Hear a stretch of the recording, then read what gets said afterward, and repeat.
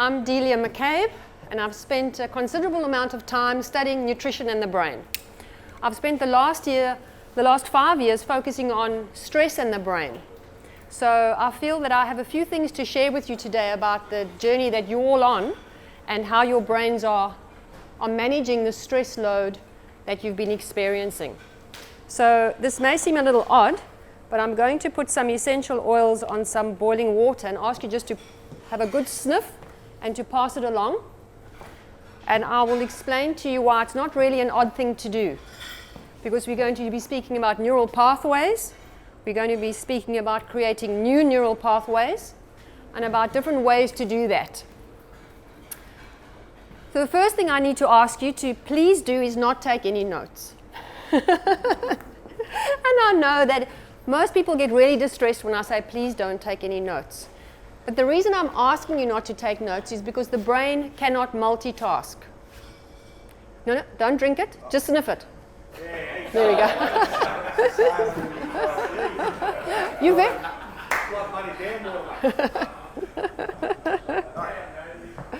So when you try and take notes, I shouldn't really be worrying about anyone else's germs, seeing as I've got my own germs.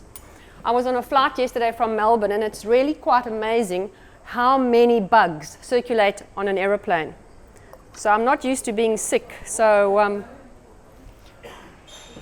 I'm not going to hug any of you or breathe on any of you. And this essential oil is actually a great antiviral and antibacterial oil as well. So let's jump into this conversation and let me get my screen to where it needs to be. So we're here to discuss Feed Your Brain today. And this is an enormous subject. 25 years of research is impossible to put into an hour. Even if I really tried extremely hard, I wouldn't be able to do that, which is why you both have 2 books that you'll be able to go and have a look at and read and gain more knowledge. So let's just go back to the brain. Okay, I'll just give everyone a moment. So let's think about the brain just for a moment. This is an organ that weighs between 1.3 and 1.4 kilograms, depending on gender, a little bit less, a little bit more. In that organ, we have about 86 billion neurons, and each of those neurons have between 1 and 5 microglia which support them. Of the 6 liters of blood we have in our body, 1 liter moves through our brain every minute. Let that sink in. Of the 25,000 genes that we have that code for us being human, 1/3 of those genes code for some aspect of brain function. Some aspect of brain function, 1/3 of those genes code for. Every 4th breath we take, that is 25% of our oxygen, goes to fuel our brain. And 1/5 of the heart's output is in service to the brain. If we had to take a piece of tissue from a muscle, the same size as a piece of tissue from the brain, and compare them in terms of energy need, the brain needs 22 times more energy than the equivalent piece of muscle tissue. This is in a very, very, very big place in a very, very small space. If you think that 20,000 neurons will fit on the head of a pin, you understand how tiny they are. Yet they are in charge of who we are, how we live our life, and how we express ourselves. So I'm going to be discussing in a lot of detail today the nutrition side of the brain, which very few people ever discuss because it's a really complex discussion. And not too many people are interested in that. And the reason I became interested in that was because I was working with school children who were really smart, very capable, but failing at school. And I wanted to see what the reason was for this. And I asked them all sorts of questions relating to the psychology of studying and focus and concentration and so on and so forth. But I had a little bit of extra place on one of the questionnaires. And you know that destiny and fate is a very interesting thing. Because in that extra space, I said to the kids, what's your favorite food? And all of the children in my experimental group, that's the kids who were really battling, but who were smart and could have done very well at school, all of those kids told me that they love junk food. But all the kids in my control group, that's the smart kids who were doing well at school, didn't say that. They said they liked Sunday roast and roasted potatoes and salad and veggies. They were completely different, these two groups. And I knew that there were other variables involved, but I thought, hold on a second, let me investigate that a bit more. And I was pregnant with my first child, and I thought, it'll take me a couple of months to check this out and see if there's anything, reasonable attached to this. And 25 years later, here I am. It's a very complex subject. It's a wonderful subject because it actually gives you an enormous amount of power when you understand that what you eat impacts the brain. If we think about it, excuse the pun, thinking occurs across this huge, complex, sophisticated network, all of which rely on cells and chemicals and membranes and molecules to function optimally. And where do those compounds come from? How do all of those structures function? From nutrients. That's where they function. So, before we dive into that, I want to talk about stress in a little bit more detail. Now, each of you are here because you've experienced the symptoms of too much stress. For whatever the reasons are, whether you have been a first responder, whether you've been a veteran, whether you've been associated with someone who has felt extreme stress. There are a few things about stress that a lot of people don't understand. We live in a world that actually fosters a stressful response. We've got loads of things on our to-do list. These are ordinary people living in the ordinary world experiencing enormous amounts of stress. When you're exposed to a situation where your life is threatened and you have to find a way to live with that kind of stress and all the side effects that that leads to, such as PTSD, it's a different kind of stress that you start experiencing. And I just want to point out a few things about the brain in relation to stress, which some of you may not know. The hypothalamus, the pituitary gland, and the amygdala are three little places in the brain that talk to each other when you get into a stressful situation. So let's imagine there's a tiger in the bush. He jumps out at you. Your amygdala says, hold on a second, this is real danger. You could die. Your hypothalamus says, I'm sending a message to the pituitary gland that sends a message to the adrenal glands that says pump out adrenaline to put lots of energy into your muscles so you can flee the tiger or fight the tiger. Or in some instances, freeze in the jungle and not move. So most of you have heard about the Hpa Axis and know how this happens. What most people don't know is that that response is only supposed to last for between 30 and 60 seconds. The brain was designed to be able to cope with that stress for a minute max. When you realize that what we're exposed to is for a lot longer than 1 minute, you realize that that whole system was designed for a very different world to the world we live in today. And this is why chronic stress, the kind of stress that many of you have been exposed to, is the kind of stress that causes damage to the brain in the area which we call the limbic system, comprised of those, including the thalamus, because the limbic system is the part of the brain that regulates our emotion. So if you're constantly fighting a tiger and constantly having to run away from the tiger, even if the tiger isn't real, even at some point your life was threatened, what happens is that the limbic system says, I live in a very dangerous environment, and I always have to be on the alert. And that means that I can never really be in a really good mood. And that means that I'm more predisposed to being depressed. And that means that I will naturally become more anxious. So when that HPA is on all the time, feeling anxious and depressed and being unable to sleep properly is a natural side effect. It is not unusual. In fact, it's rather unusual when people don't suffer from those effects. And we believe that many of the people that say they don't suffer from those effects or don't report them are actually still experiencing them, but they don't want to stand up and say they are. But at least you guys weren't part of that group. Then there are another group of people whose brains don't work in the same way. They've got a different genetic setup. And they don't feel terribly stressed when their life is threatened. But that's a conversation for another time. So what I want you really to understand deeply is that the way your brain responded to the stress that you experienced was completely and absolutely normal. It's the way a brain will respond when it's exposed to stress for longer then that's 60 minutes, and when that stress continues. And the reason people have these flashbacks, the reason that emotion becomes so huge and overwhelming and overpowers you, is because your limbic system has learned that the environment that you were in was really stressful, and it can no longer distinguish between that situation and the one that you now find yourself in, where you're perfectly safe and fine. It's built up a memory residue.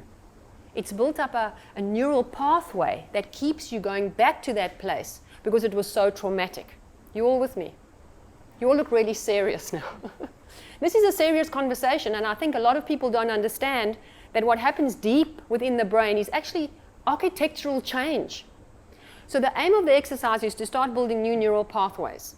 So one of the reasons I wanted you to smell that oil today, the olfactory bulb, which sits at the base, well, at the base of the nostrils up here, if I'm directing that properly, if I'm saying that properly, lies right next to the hippocampus, which is like the memory CEO of the brain. So I want you to find an oil, something that you can smell, that you really, really like, and that brings back happy memories for you. And I want you to use that oil in moments, maybe when you're praying, when you're meditating, or when you're in a happy place with your family, and smell that oil. So that you can use that oil or that smell in other situations where you may be feeling stressed and overwhelmed, to tie those feelings together. Because what we're trying to do, we're trying to create a new neural pathway with new positive feelings and a new way of being in the world. And we can only do that with practice and repetition. That's why PTSD rears its head, because of the practice and repetition of experiencing stress. So I want you now to find a way to do that in a way that is positive. Practice that smell, allow that smell to go up your nose, allow it to tie in with a positive memory, positive feedback, and then repeat that over and over. Every morning when I get into the shower, I've got a certain blend, a citrus blend of oil that I use, and I put it on my hands and I put it over my face and I make my intention for the day. And that's my habit. If I'm having a tough time during the day and things don't run smoothly, I say to myself, I set my intention, I'm going to keep going. And I want you guys to find some way to do that. This is just a little ritual to use your brain and its capacity to create a new neural pathway in a very simple, easy to do way. All with me? Okay.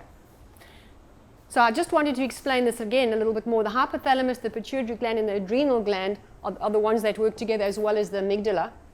The adrenal glands get exhausted over time when they're continuously getting this message to pump out adrenaline. And so what happens over time is that the adrenal glands stop pumping just adrenaline and they start pumping out cortisol. Now, cortisol is the stuff that makes you start forgetting things when you're very stressed. And I'm sure that most of you can think of times where you just say, I just cannot remember that, and it was top of mind a moment ago. That is why, because cortisol burns neurons. It's really toxic. And it doesn't just burn neurons, it actually damages your whole body. And we'll talk about that a little bit later. So being able to manage this stress response is extremely, extremely important for overall well-being and health. And just to give you an example, it's nice to have kind of like a comparison. If we had to compare these structures, the hypothalamus and the pituitary gland, to vegetables, they are the size of a pea. That is how tiny they are. And the amygdala is the size of a small almond. This is the lighthouse keeper in your brain that says, hey, you know, I'm telling you, there's a tiger there, be careful. He's that tiny, but he can grow. I call it a he, but it doesn't really matter. It can grow, and that's a problem, and we want not to grow. And the grapes, each of our adrenal glands are the size of a grape. So if you think about this, think about year after year after year being stressed. This is the size of the organs that get impacted with that stress. These are tissues made up of blood and flesh, and nutrients supply them. And if we don't take care of them over time, they do get depleted, and it becomes really challenging to find stable mood, to feel good, to focus and concentrate, because these organs are just taking too much stress.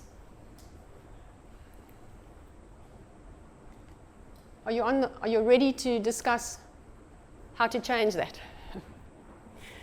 The good thing about you all being here is that when you leave here today, not just because of what I've said, but because of what else happened here this morning, your brain won't look the same as it looked when you walked in. It will have changed shape. And this is the wonder of the plastic brain. It can change shape. We can actually impact how it functions so that over time we can build a new neural pathway, which is what I want you all to do. And the oil is one example of doing that, using the smell. Because every single time neurons fire together, they end up wiring together. And that is how we learn things like driving a car and all the things that we know and that become habits. So being able to find out how to maximize this process is the next part of my talk, and why I wrote 2 books about the subject, because it's extremely important to be in control of this, for it not to be doing it on its own, for you to be doing this consciously. So let's dive into that, and let's talk about sugars and carbohydrates.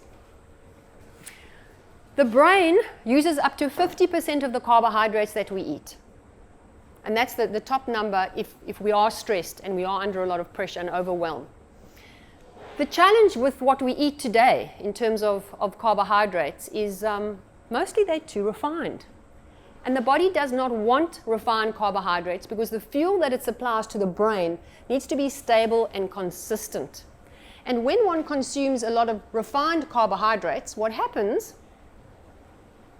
is that we end up with blood glucose ups and downs.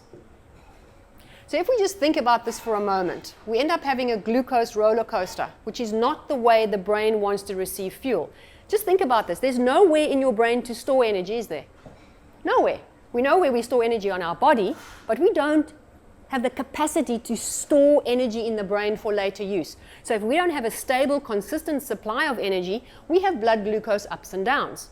Now the challenge with that is every single time you have a blood glucose dip, that sends an alarm to the brain, a stress alarm that says, hey, things aren't good. Go and find food. And then you go and look for food. And mostly what you go and look for is that donut, that chocolate bar, or that coffee, which we will discuss, because then suddenly your blood glucose goes up again. But the challenge is when it goes up really quickly, it also drops again really quickly. In this situation, it is not possible to be in a stable mood. You can't be, because your brain is actually battling. That blood supply is not stable, it's not consistent, and so you will be cranky. You'll be irritable. You won't be able to focus really well and concentrate really well. And they've realized, through a lot of research, is that the more times that happens, the greater the chance is that the whole focus of your existence becomes that next pick-me-up. Because we know that carbohydrates also release opioids in the brain. So that soothes you and calms you. And over time, that becomes a psychological crutch because you learn to understand that, if I grab that donut, I just feel calm. And most people that are stressed want to feel calm, not so. So they learn, hey, that donut is a great thing to do. Whenever you decide to do that. But up and down, up and down. Unfortunately, that's not the only bad news.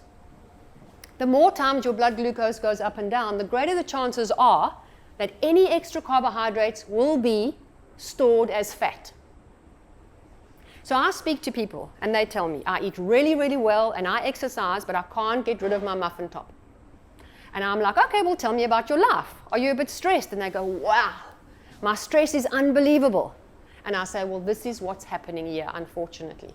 So I have an image that I'll show you in a moment, which will make that really visceral. But this is an example of a little mitochondria, and this is where our body produces energy. When we don't have enough energy, the mitochondria really battle. So if you're needing that cup of coffee to get you going in the morning, it's because your mitochondria is not able to produce energy efficiently anymore. And so you're needing to rely on an extra crutch to do that for you. So those donuts are bad for a number of different reasons, and they look yummy, but they don't do your brain any good for all the reasons I've just given. And this is the slide that I wanted to show you, which unfortunately has further bad news attached to it. Because it's not just that you end up storing excess carbohydrates when your blood glucose goes up and down. It's also that we've got 4 times as many cortisol receptors in our abdominal fat.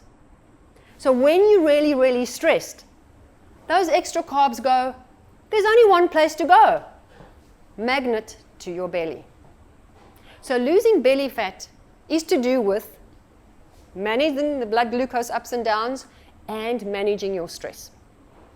You've had enough of all that bad news, haven't you? You all look really, really serious. Are you ready for coffee? Okay. So when I speak about coffee, I always say to people, discussing coffee for you to understand that you need to decide, is coffee serving you or are you serving coffee? You know, who's the servant and who's the master here? But before we do that, I want to show you how coffee actually works, because knowledge is power. So, caffeine, psychopharmacologically active substance, gets converted into dopamine. Dopamine gets converted to an adrenaline, which makes your blood glucose go up and down really quickly. Then you need to go to the bathroom because caffeine is also a diuretic. And of course, you need some more caffeine then. Unfortunately, dopamine, the way that it works in the brain, it also blocks something called adenosine. And adenosine needs to build up over the day to allow you to go to sleep. So if you have a cup of coffee at 4 o'clock, it's going to be a lot harder for you to go to sleep because you cut out all that adenosine and you battle to go to sleep. So there are a very, very small percentage of people who can drink a cup of coffee at 9 o'clock at night and go to sleep straight after. But they are genetically different to the rest of us. Don't fool yourself that you can do that. It may be that you do fall asleep, but the kind of sleep you have is not a deep, restful sleep. Okay, so now you know all about coffee. But you've seen here that coffee is actually a stress hit. So you can make a decision for yourself. Maybe you want your stress hit first thing in the morning, okay? And that's fine. I'm not going to say no to that. I'm going to ask you to please try and shift to organic, as I finally got Andy and Zoe to do. Because pesticides accumulate in fat. 60% of the dry weight of the brain is made up of fat. Pesticides are directly linked to Parkinson's. We know that stress also causes brain damage, so you don't want to be adding insult to injury. Okay, so let's move away from coffee. Sorry? Sorry, they should be writing that on their coffee bottle, shouldn't they? Like they do on cigarette packets. Well, you know, the problem is that everybody loves good news about their bad habits, and the researchers are no different. There's a group of researchers who go into their labs every morning with their cups of coffee, and there are a whole group that walk in without their coffee. And you know which ones say what? Yes. What about tea? Oh, tea, 50% the amount of caffeine as coffee. So if you have 8 cups of coffee, it's the same as having 16 cups of tea. Okay.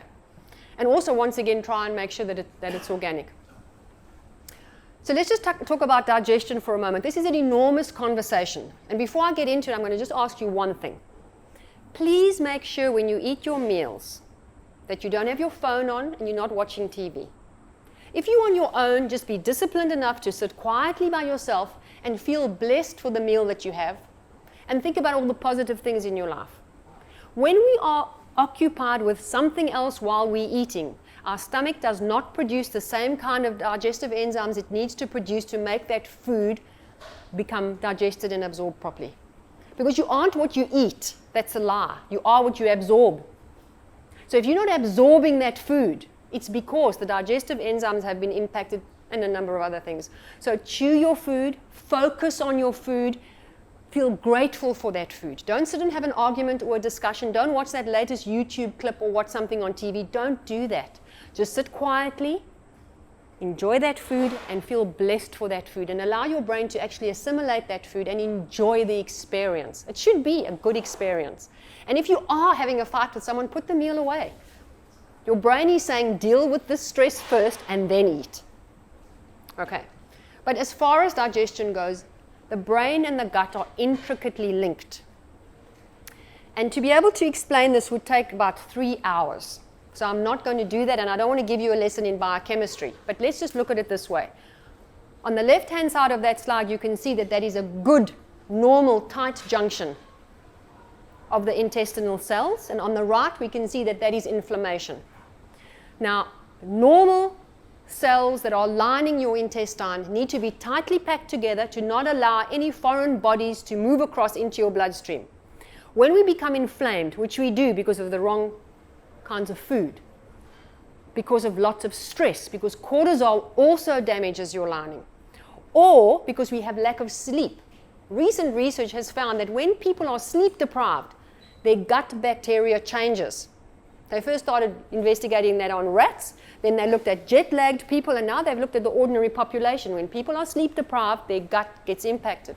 So to be able to stop inflammation is extremely important, because if you don't do that, what happens is things pass into your bloodstream, or your immune system goes, uh-oh, there's a problem, there's something in here that's invading, I shouldn't have it, and sets up an inflammatory response. And that inflammation travels to the brain.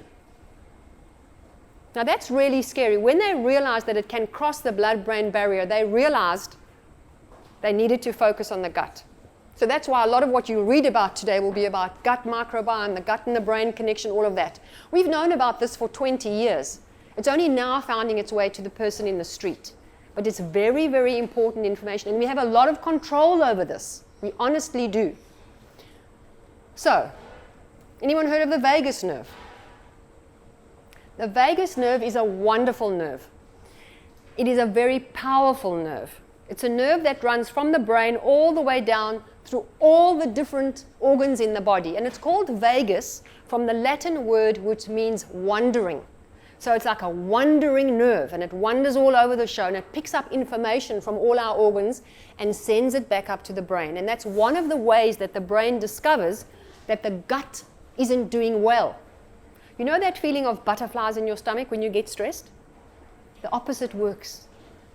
So when you feel distressed in your gut and you've eaten something that doesn't suit you, or you've eaten food too quickly, or you're very stressed, it sends a message up to the brain and goes, this person isn't doing well, and that repeats the stress response. So looking after our vagus nerve is an extremely important way to manage stress, because when the vagus nerve is healthy, it keeps the calm, digest and rest part of our nervous system in top shape, and it keeps the stress part of our nervous system relaxed so it doesn't rear up. Funnily enough, cold showers are one way to get the vagus nerve to get healthier. Humming in the shower, singing in the shower, and gargling. When I read about gargling, I thought, oh my goodness, my husband is used to me doing a whole lot of odd things, but standing in the bathroom and gargling, he's going to say, woman, you've now gone over the edge. But honestly, this is the truth. Gargling is really good because the vagus nerve gets stimulated when we gargle and when we hum and when we sing. So if you're part of a choir, embrace it. Because the vagus nerve, its health is extremely important for overall health and well-being, especially the stress response. Are you all with me? Any questions so far? Okay, should we move on? Water. 78% of the brain is made up of water. Even if you 1% dehydrated, 1%, your brain sees that as a stress response. So wherever you go, just take your water with you and just glug away during the day. We don't need to have an added stress response simply because we don't have enough water. And lots of research points to the fact that without enough water, we can't focus and we can't concentrate properly. And a lot of that research was with children in school, because you could easily check between the children that were hydrated and the children that weren't. I suspect that with the adult brain, it's even more serious, because with children, they're kind of like forced to drink in a school environment, generally speaking. Whereas most of us can go through a whole day and at the end of the day suddenly realize that we're really, really thirsty. So keep track of how much water you're drinking. You don't want your brain to go, aha, I'm stressed. Now this is an interesting conversation. Fats and oils. As I said earlier, 60% of the dry weight of the brain is made up of fats and oils. And most people are very confused about fat. And the reason is because the researchers that studied this knew nothing about psychology. They didn't understand that they shouldn't call them fats and oils. They should have called them lipids. That's their scientific name.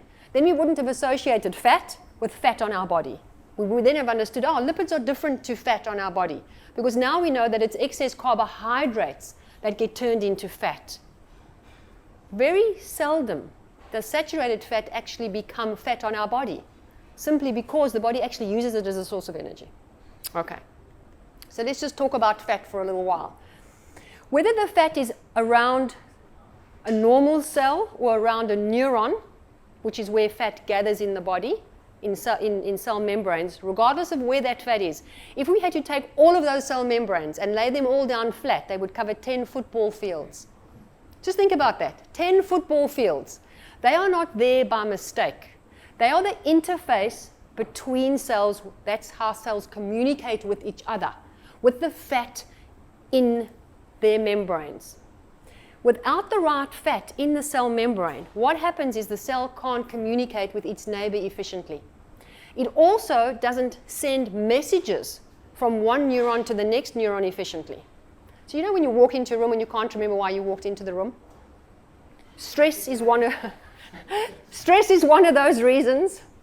Actually, I heard something really funny the other day. Someone said, yeah, I get that feeling all the time, but generally when I'm in front of the fridge, they said, and when I'm in front of the fridge, it doesn't matter what I pick up, it's all good. So I thought, well, that's one way of looking at it. But there are moments in life when a message from one neuron can't get to the next neuron. And one of the reasons that happens is because the neuron isn't made up of the right kind of fat.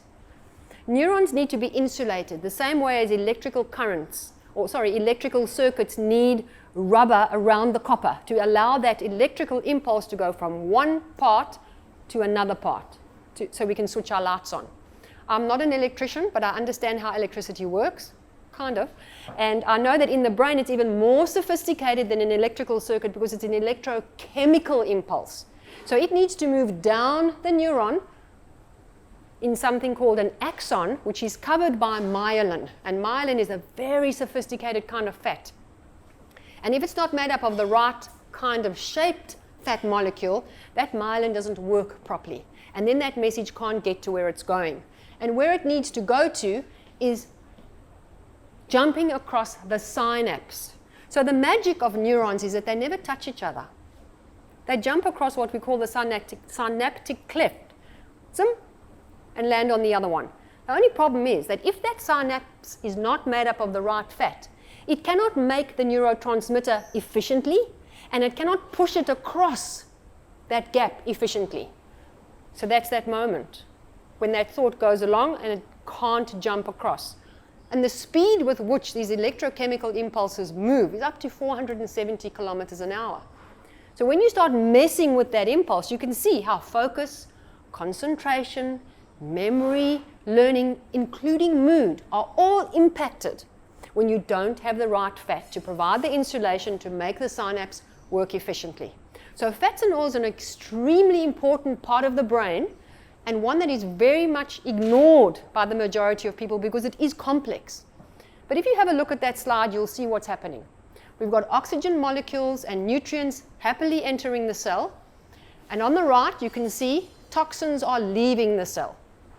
Now what you'll notice in this slide is that all of those fat molecules have got a little kink in them. You see on the right side of that fat molecule is a little kink. Now that little kink is what allows that fat molecule not to sit very close to its neighbor. So that means that that cell membrane can be flexible, it can be malleable, it can move as it needs to move in response to what the environment wants it to do. When it works and looks like that, then it's doing its job. The problem is that 95% of people today are not getting the right kind of fat. So 95% of people have a cell membrane that looks much more like this one. As you can see, it's very hard for nutrients and oxygen to get into that cell, and it's very hard for the toxins to leave. So whenever someone tells me that they're having a detox crisis, and they've got a terrible headache and they feel really bad, I always ask them, did you prepare for this detox? And they always look at me as if I'm speaking some strange dialect. I say, you actually need to prepare your cell membranes if you're having a detox, because if you don't prepare your cell membranes, the toxins can't leave with ease. They're stuck in there. No wonder you feel so bad. But they think it's a wonderful healing crisis. In fact, it's exactly the opposite. So I tell people to get their body ready for a detox by providing the right kind of cell membranes. Because in this instance, and in many instances in the body, God is in the details. We are awesomely created. And when you look at that, you really understand that the food that we're eating is working at a cellular level, either for us or against us. So I'm going to very briefly go through this, and you can see that it's very difficult for you to read what is on that slide from where you're sitting now, but it's in your books. And these are the categories of fats and oils. So I'm going to go through them quickly, and I'm going to just explain to you very briefly what they are. There are three main categories of fats and oils. And the first category is saturated fats. Now, saturated fats, the memory cue for them is they're mostly solid at room temperature. And that's pretty easy, unless you live in Queensland in this heat. Mostly, butter can stay solid, at room temperature, and so can coconut fat and the lard on flesh and so on, and cocoa butter and so on. So saturated fat is pretty easy to understand, and our body can use it as a source of energy. And now we know that it doesn't necessarily cause heart disease, because when researchers went to see how these poor islanders who live on coconut were coping with their high rates of heart disease, they discovered, they're not actually having high rates of heart disease. So they said, there's something we don't understand about saturated fat, and they had to go back to the drawing board. Second category is monounsaturated fats. These are fats that if you think about the Mediterranean and what grows there, that's your memory cue. Monounsaturated Mediterranean. Olive oil, even things like cashews, pecans, and so on. And peanuts, but peanuts are actually not a nut, they're actually a legume because they grow under the ground. So monounsaturated fats, they can also be really healthy, especially if they're organic. But the thing about both of those categories, saturated and monounsaturated fats, is that the body can make them. If you never ate any monounsaturated or any saturated fat again for the rest of your life, you'd be fine, because your body would be able to make those two kinds of fats from the carbohydrates that you eat. That's what they had wrong about this whole story for decades, the researchers. They didn't understand that people were getting fat from too many carbs, not from the fat that they were eating. That's why the low-fat diet didn't work. They had to fill up that food with lots of additives and lots of sugar to make it palatable, because otherwise nobody would eat it. Because flavor molecules disperse in fat, not in water. So that's why it tasted so bad. And now we know that it didn't work in any case. So saturated and monounsaturated fat your body can make. It's not to say that you shouldn't eat it, but it's not essential. The next category is polyunsaturated fats and oils. And the memory cue here is precious. These are precious fats and oils. 95% of people today on planet Earth are not getting enough essential fats. And why aren't they?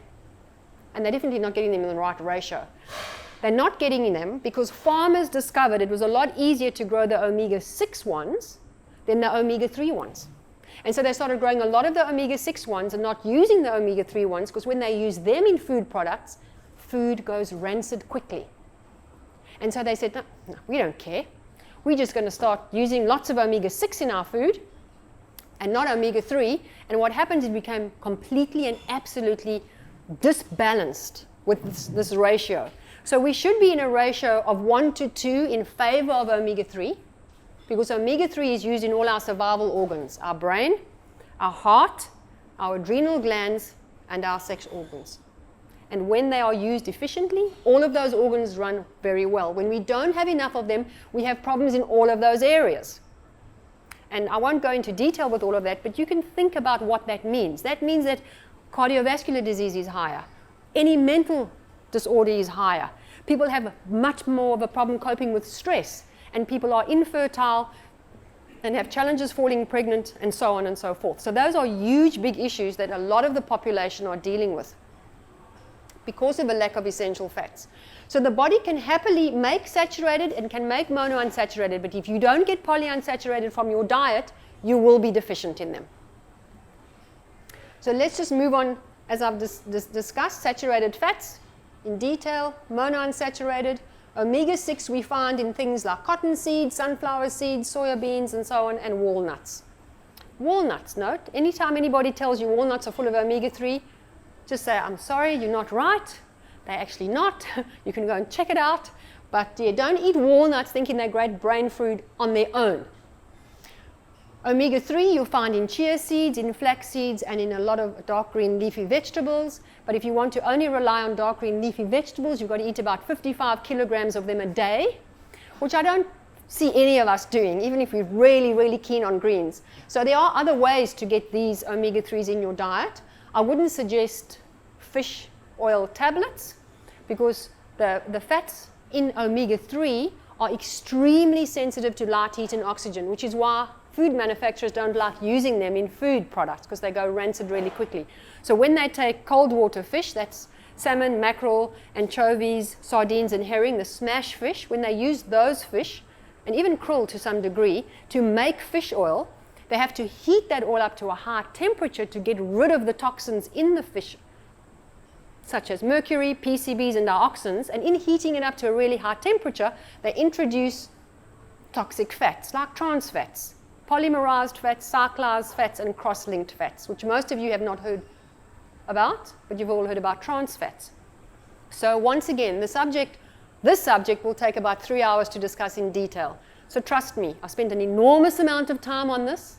I haven't touched a fish oil capsule in my whole life because I understand that they're toxic, and there is no legal anything to make the manufacturer put on that container that this product contains trans fats. Maybe in the next 10 years it will put that on because it definitely does. Any questions? You all look really serious. Oh, isn't that rain fantastic? Oh, you all look really serious. Friday. Only Friday, nothing that I'm telling you is making you serious. It's interesting because you sit there, you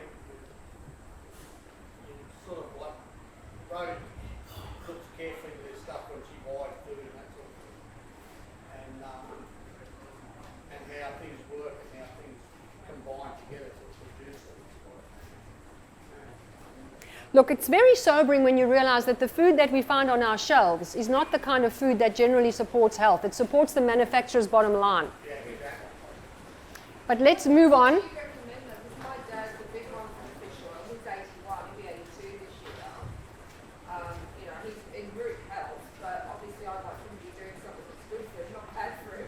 Well, he's definitely getting some benefit. He's getting some DHA and EPA from the fish oil, but he's also getting it with damaged fat molecules. So when we finished, I'll talk to you about, actually I've got it in my book, the product that I recommend.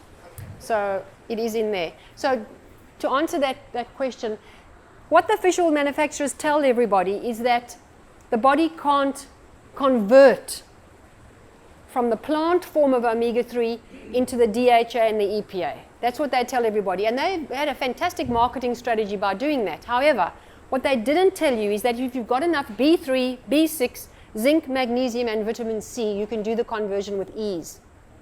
Some people have a genetic predisposition to not do that conversion very well. All they need to do is have more of the foundation fat then. Okay.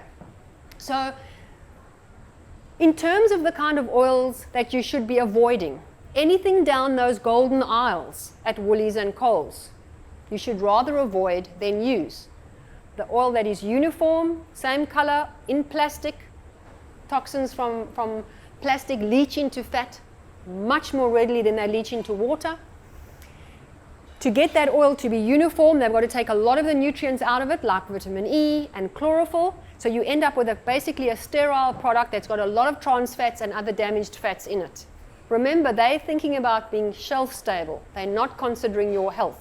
So I go into Woolies and they sell a really good olive oil there. And I go and buy that olive oil, and I've checked it with the Olive Oil Association, so it's not a diluted olive oil that is often brought in from Europe. It's a pure organic olive oil, and that's all I grab from the golden aisles, and I suggest you do the same. Is there any Australian ones? There are, but you have to go, they don't sell them at Coles and Woolies. You have to buy them from the farm, or you have to buy them online. And I like buying the ones that the Olive Oil Association has checked because they're one of the strictest bodies in the world. And I became friendly with them when I decided to write a complex article on olive oil, when I found out the truth about olive oil. And so I'm kind of like mates with them. And they send me information every time they check a new olive oil. And every time I want to see if the new olive oil that's on the shelf is a good one, then I send them an email. So, yeah. I just was, yeah, I went to a lot of effort to find out the truth about olive oil. Because the thing about olive oil that's important, as I said, we can make monounsaturated fat. But olive oil has got a lot of other compounds in it that are really good for us. It's got a lot of good plant sterols and compounds that are good apart from the fact that it's a monounsaturated fat. So it is good to consume olive oil. It just can't replace the essential fats, the polyunsaturated fats. So I'm going to discuss protein in a little bit of detail, and you've already seen this slide. protein is very important, but very few people in the Western world don't get enough protein. So it's very seldom that you find a person having a normal diet that isn't getting enough protein. What you find a lot more is that people get enough protein, but they're not digesting it properly. And if you don't digest it properly, your body can't use it properly. And it's very important for brain function because protein is made up of tiny little compounds called amino acids, and those amino acids talk to each other and line up to make neurotransmitters. Those are the messengers in the brain. So if your gut is compromised, you will not be able to make neurotransmitters as efficiently as you need to. And that's the most important thing that I can say about protein. So people will ask me about, Paleolithic diet or the ketogenic diet or animal protein or vegetable protein. We've coped for millennia eating just plants in areas where it was hard to catch animals. And we've coped in areas where we've eaten a lot of animal products. The problem is that it's impossible to run a research study to assess the difference between people that eat meat and people that eat plants where you control for every single variable. I would be here for another 3 hours explaining that complexity to you because you'd have to take genes into account, you have to take gender into account, you've got to take digestive enzymes into account, you've got to take age into account. The list goes on and on. The bottom line is when your gut is working really well, you will digest the protein that you consume, be it plant or from animal.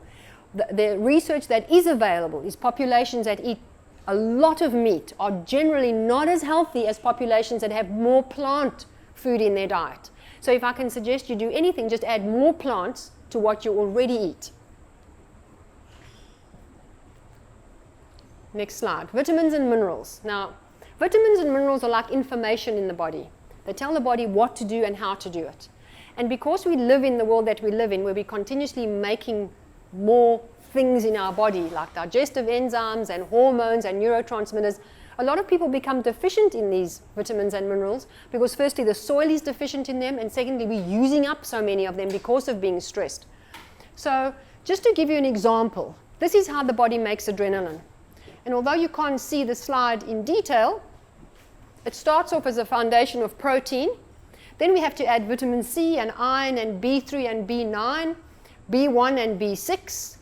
Then we need some more vitamin C, some more B9, some copper, zinc and magnesium, and eventually we have adrenaline. So let's just take this into context. Imagine you're really, really stressed, and every single day your body's pumping out adrenaline. Can you see that it's using nutrients to do that? Every single day. Those are all the nutrients required over and over and over to create adrenaline. And the same thing for cortisol, which is like the second stage of the stress response. So this is why being stressed makes you exhausted. You come to the end of the day and you don't have any energy because the same nutrients are required to make energy in your cells. And if you are continuously pumping out adrenaline because your body is in survival mode, because that comes first, survival, you will not have enough energy for all the other things that you need energy for. So that's pretty sobering, and most people get a little distressed when they see that just being stressed uses up nutrients. When we have a look at what happens for us to feel safe and calm and happy and sleepy, to make serotonin, which is a very important neurotransmitter, which helps us have all those positive feelings, have a look at the nutrients that we need. Once again, B3, B9, folate, B1, B6, zinc, magnesium, vitamin C. So when you're stressed all the time and you're using up all the nutrients that you have to make adrenaline, you don't have enough nutrients left to make serotonin. So then you lie in bed all night and wonder, why can't I sleep? Because what does serotonin do? Serotonin is the foundation of melatonin. And melatonin needs a whole lot of nutrients as well to be able to be synthesized. So then you can understand that being stressed, making adrenaline, being unable to make serotonin, that is the end result, not being able to feel safe and secure and sleepy. So unfortunately, the bottom line is that when the body and the brain has to make a decision between survival and sleep, it's not going to sleep. There's a tiger out there. And that tiger could pounce at any single moment. The fact that he's not there anymore, and the fact that you've left the tiger behind, doesn't mean that the neural pathway hasn't been established. So your body cannot make serotonin if you don't have the nutrients required and you don't set up your life in a way to be able to allow you to feel calm and safe. You cannot expect anything else from your central nervous system. It's trying to keep you alive, and it's in survival mode. So you can have as much willpower in the world. You can want as much as anything in the world to feel calm and safe and collected. But if you aren't giving your brain the foundation that it needs at a cellular level, it will be unable to produce the neurotransmitters that you need to feel safe and secure, to allow yourself to go to sleep, and to allow yourself to make decisions that support your long-term well-being and your ability to reduce stress. Survival always trumps willpower. So we need the foundation. And you've all seen how the body makes adrenaline. I'm just going to go through it again. I want it really to sink in. Every single time that you're stressed, every single time you feel that feeling of overwhelm, this is what your body is taking to be able to make that adrenaline. So looking after your diet is an extremely important part of your recovery and your well-being. Once you start doing that, you give your body the chance to start healing again. You give it the framework that it can actually use to get you forward and move you to a place of feeling calm and cool and collected and in control again. So I'll put the coffee slide in again, but I won't be doing that again.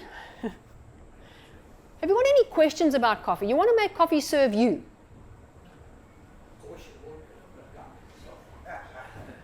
What I can suggest with coffee, and I suggest this to most people that are really battling with it, just find a way to dilute that coffee every day. Just dilute it a little bit. Put a little bit extra coconut milk with it, and slowly over time, over a couple of months, reduce your need for the caffeine. You know, it's the need that's the problem. The need is actually worse than the effect. Because the fact that you need it to focus and concentrate is a sign that things aren't really running smoothly.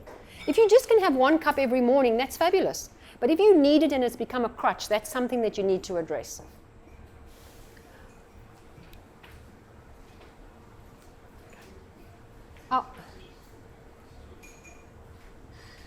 I wanted to just end on quite a sobering point, which will make you wonder if everything else wasn't sobering as well.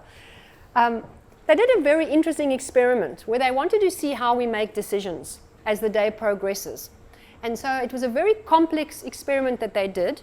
It was an observational study, and they had a look and saw how judges make decisions about parole. So they had 3 different prisoners, and they had one early in the morning, one middle of the day, and one late in the afternoon. And they controlled for race, and they controlled for why the person was sent to jail. There's the sentence and the crime. And they found that in the afternoon, there was a much less of a chance that the person would be released. But in the morning, the chance was 70% that they would be released. And they said, wow, that's really interesting. And they started to investigate that. And they found out that as the judges became more tired as the day progressed, they actually dug their heels in and decided to do nothing. So what we now know about how the brain makes decisions, when the brain gets fatigued, which we call decision fatigue, it does one of 2 things. It either behaves irrationally, habitually, like a habitual response, or otherwise it does nothing. So, for example, you come to the end of the day and you've had a really rough day and you've been trying to not eat any rubbish, but by 5:30 you just walk into your kitchen and you eat that whole packet of Tim Tams. Your body's reacting in a habitual way because it's actually tired. It hasn't the capacity to make a good decision. And this is the part of the brain, the prefrontal cortex, the yellow part, the front of the yellow part, that is responsible for this decision making. And it uses up to 40% of all the energy that the brain uses.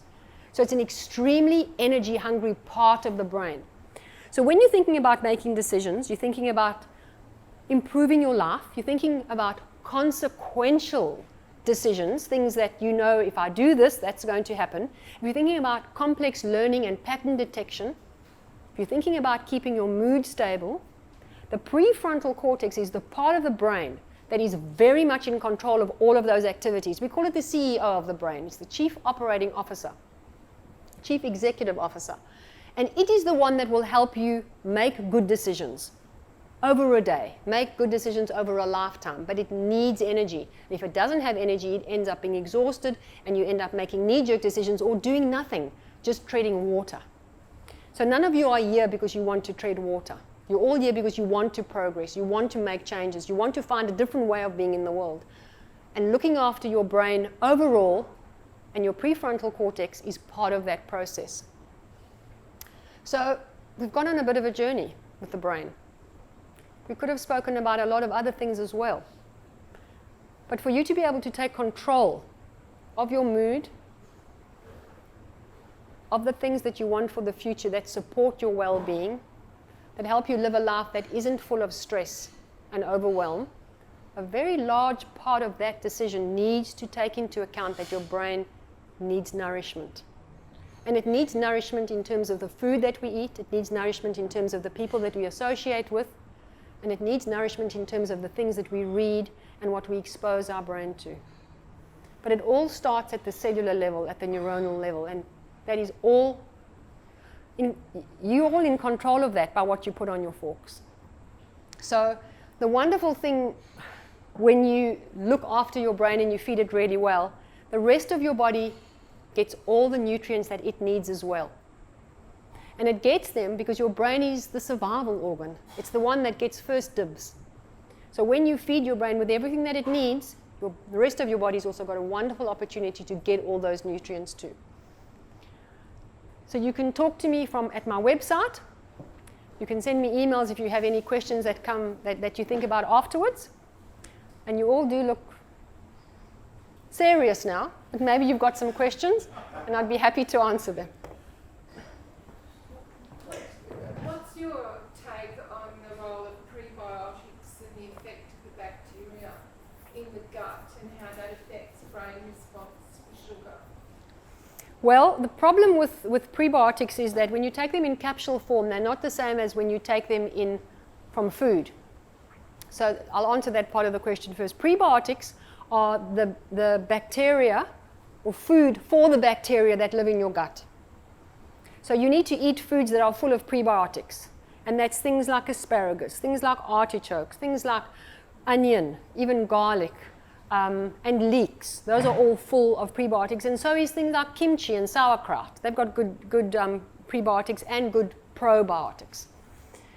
As far as sugar in the gut goes, when the gut is not balanced, so when the gut microbiome is not balanced, unfortunately, bacteria that very, very efficiently extract calories end up proliferating. And so you end up having a gut environment that is exceptionally good at taking the carbs that you eat and turning them into energy. And if you don't use that energy, you store it. So the aim of the exercise is to eat more prebiotics that will feed the good bacteria, eating food with probiotics in it, and making sure that you don't feed those bugs with the kind of food that they love to proliferate, which will be things like highly refined sugars.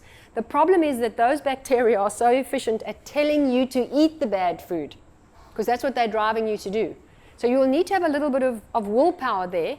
And one of the best ways to have willpower, I tell people, is not to have junk in your house. Because it's very hard to have willpower at 5:30 in the afternoon. So if you have junk in your house, it's so much easier to go for the junk. If you don't have it in your house, it's much easier to eat well. The thing that I did in my second book, I made sure that I created the kind of food that people can easily make at home that doesn't leave you feeling deprived. Because the minute you feel deprived, you think, oh, I'm missing out on stuff. And that's not the aim of the exercise. We don't want to feel deprived. The brain doesn't thrive when we're feeling deprived.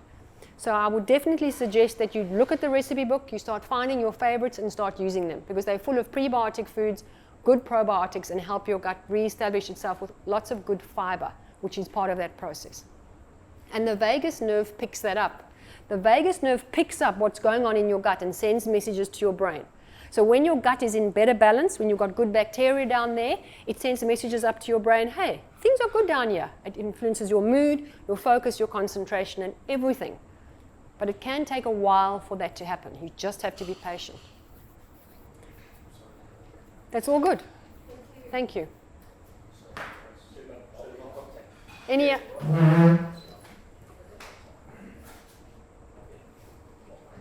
I think we're done.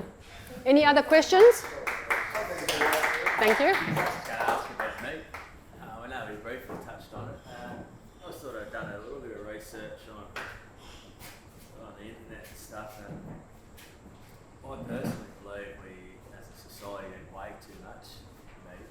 And I've also read our digestive tract is not really, if you look in the animal kingdom, most meat eaters have quite a short intestinal tract. Most, like, the plant eaters have a longer, so sort of like us in the animal world. So it's by eating meat is like the digestion of it. We can't really digest it fully. It's a complex question, and there are definitely two different schools of thought. The one thing that tells us that we need some meat or some animal products is that some of the nutrients that are required for our health can only come. We've got the B12, yeah. And we have to get that from either from either animal flesh or from animal products. Yeah. And we can't get that very efficiently in any other form unless we get a supplement. So that tells you that somewhere along the line, meat was required and we ate some of it, not a lot of it. When you look at societies that are very long-lived and very healthy, they use meat as a condiment, not as the main dish.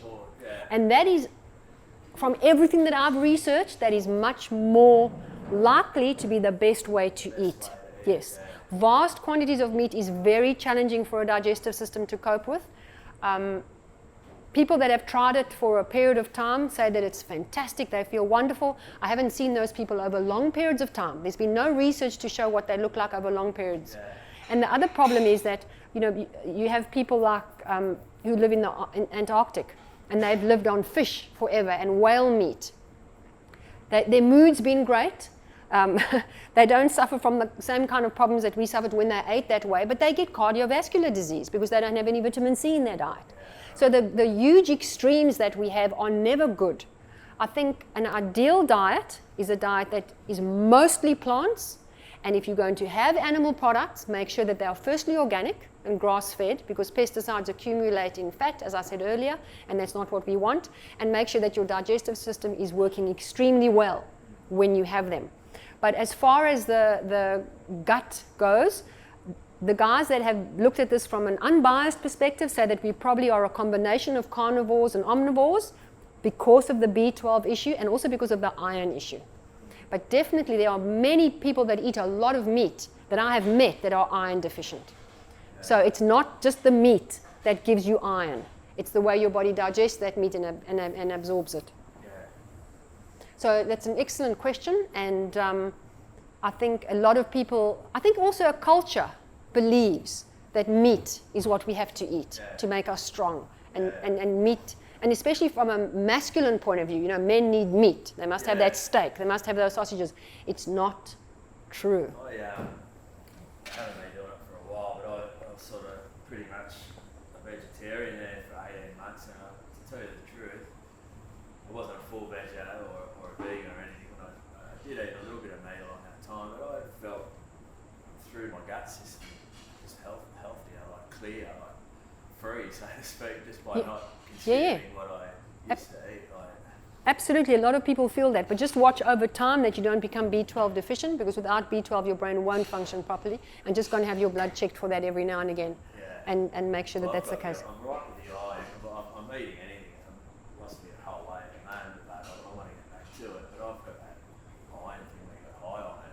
Oh, you've got hemochromatosis. Yeah. I've okay. got, yes. A mild case apparently. It's not at the moment. I've got to get a recheck actually. So you've got to go and you have to give blood regularly. Well, I haven't yet. No. Oh, you haven't yet. I haven't had to yet. But last time they said I'm probably due for another checking out, but it was at a level where I didn't have to. Okay, well that's good. And generally when you cut back on eating meat, that will definitely improve. Because when you have too much iron in your body, it actually acts like a corrosive measure. Yeah, and well, when I had that test done, it's when I was not eating hardly any meat at all Okay. as well. So, Okay.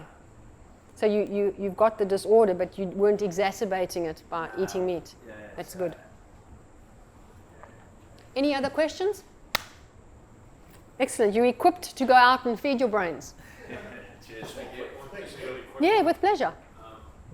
If you're feeling hungry, this is always I was always told this.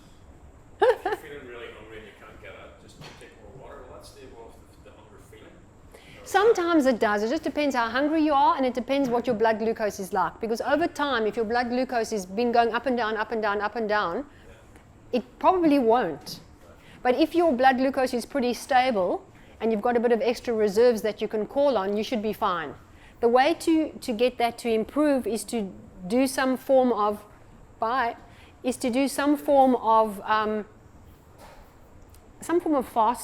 Yeah, so I'll do that. Yeah, so if you can go for 12 or 14 hours overnight with eating nothing, then that definitely helps your blood glucose become stable, and not snacking between meals. That is helpful. But you know, you have to ask yourself, if you are really hungry and you feel hungry, then you need to just find something to eat that's nourishing and that tastes good. But yeah, I mean, you can use a glass of water. It's just sometimes if I get up early, I'll go to the gym and not have breakfast. Okay. So I haven't eaten since tea time the previous evening. Okay. And it's just sometimes you get really ravenously hungry instead of, so go first thing in the morning to train. Okay. So instead of having that quandary of do I eat something then go and train, potentially either feel sick or not be able to train. So that's really what it is. So why don't you do what you used to do before you train? What did you used to do before you tried this new approach? In the afternoon. So it didn't matter. Oh, okay. I hear what you're saying. Oh, okay. So I just changed the way of just that. Oh, you just swapped your time. It just got easier. Well, what I would suggest you do... Doesn't appreciate it. Okay, well, maybe what you can do, you can try to have a green drink in the morning before you go and train. So that's got a lot of good nutrients in it, and that will give you a little bit of energy, and it does, you know, keep your hunger at bay to a degree. But then you need to eat when you're finished. Yeah, Yeah, because just eat normally after that. yeah, that's excellent. Actually finished because I'm actually training, so I've actually got everything out. Okay. Got that frustration. But it's no need to be starving. I watch my son because he also goes to gym in the morning, and he's got into the habit now. He has a green drink, and then he has a bit of a protein shake, and then off he goes to gym, and he comes back, and then he eats his proper breakfast. So I've watched him kind of like adjust himself to how it works, and he's coping well with that. So yeah, a green drink can be very useful. I think we're done.